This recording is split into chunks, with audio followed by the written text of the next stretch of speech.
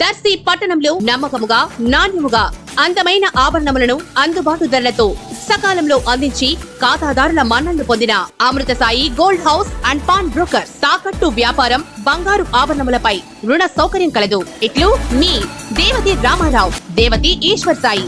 Amrutha Sai gold house and pawn brokers, గడియార స్తంభం వద్ద, కురిచేడు రోడ్, దర్శి.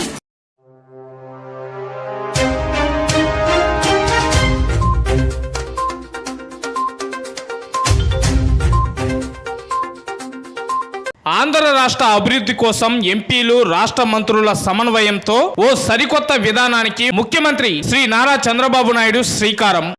ఎప్పుడూ లేని విధంగా ఎంపీల తాలూకా మీటింగ్లో రాష్ట్ర మంత్రులను కూడా ముఖ్యమంత్రి వర్యులు పిలిచి ఆహ్వానించడం కూడా జరిగింది. మరి కొత్త పద్ధతి ఏంటంటే ఎంపీలందరికీ రాష్ట్రంలో ఉన్నటువంటి ఒక డిపార్ట్మెంటు, మినిస్ట్రీస్ పరంగా ఒక డిపార్ట్మెంటు, అలాగే కేంద్ర పరంగా ఉన్నటువంటి మినిస్ట్రీస్ ఒక డిపార్ట్మెంట్ అటాచ్ చేసి వాళ్ళిద్దరి మధ్యలో, రాష్ట్రానికి కేంద్రానికి మధ్యలో వారధిగా ఎంపీలని ఈరోజు అదనంగా ఒక బాధ్యత ముఖ్యమంత్రి వర్యులు మాకు అప్పచెప్పడం జరిగింది. మరి ఆ బాధ్యత సక్రమంగా నిర్వర్తించి ఈరోజు ఆంధ్రప్రదేశ్ రాష్ట్రాన్ని కష్టాల ఊబిలో నుంచి, అప్పుల ఊబిలో నుంచి, ఈ ఆర్థిక నష్టం నుంచి బయటకు తీసుకొని రావాలనంటే కేంద్రం తాలూకా సహకారం ఎంతైనా ఉండాల్సినటువంటి అవసరం ఉంది. కాబట్టి కేంద్రం ఇస్తున్నటువంటి నిధుల కంటే కేంద్ర పథకాలు కూడా ఏవైతే ఉన్నాయో వాటిని కూడా సద్వినియోగం చేసుకోవడానికి మా ఎంపీలు మరి ఇచ్చినటువంటి బాధ్యతల్ని సక్రమంగా నిర్వర్తించి రేపు భవిష్యత్తులో కార్యక్రమాలు ముందుకు నడిపిస్తామని కూడా తెలియజేస్తున్నాను. ఆ లిస్టుల ప్రకారం ఎవరికి ఏది ఇచ్చారనేది కూడా తర్వాత మీడియా మిత్రులతో మేము షేర్ చేయడం కూడా జరుగుతుంది. ఇంకా మేము ఉత్తరాంధ్ర ప్రాంతం నుంచి కూడా స్టీల్ ప్లాంట్ తాలూకు అంశాన్ని మేము తీసుకొని వచ్చాం. అది ఖచ్చితంగా ప్రైవేటైజేషన్ చేసే పరిస్థితి లేదని కూడా ఘంటాపదంగా మేము ఈ సందర్భంగా తెలియజేసుకుంటున్నాం. దానికి కావాల్సినటువంటి కోఆర్డినేషన్ అంతా కూడా మేము కేంద్ర ప్రభుత్వంతో చేస్తామని మరొకసారి ఈ సందర్భంగా తెలియజేస్తున్నాం.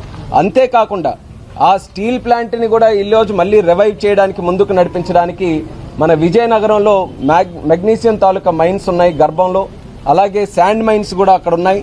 అది స్టేట్ గవర్నమెంట్ కేటాయించాలి, రెన్యువల్ చేయాలి ఆ లీజెస్ కూడా, అవి కూడా మేము ప్రస్తావించాం.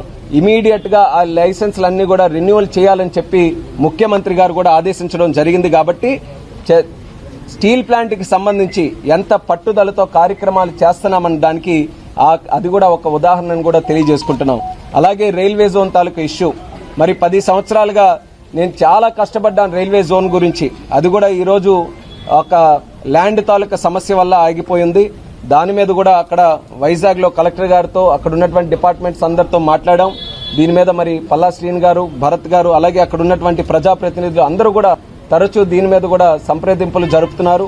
రైల్వే జోన్ కి కావాల్సినటువంటి ల్యాండ్ ని కూడా స్పీడప్ చేసి అతి త్వరలో అది కూడా ఆపరేషన్స్ అన్ని కూడా స్టార్ట్ చేసే విధంగా చర్యలు తీసుకుంటామని కూడా ఈ కార్యక్రమంలో మేము మాట్లాడుకున్నాం. అది పబ్లిక్ కూడా ఈ సందర్భంగా తెలియజేస్తున్నాం.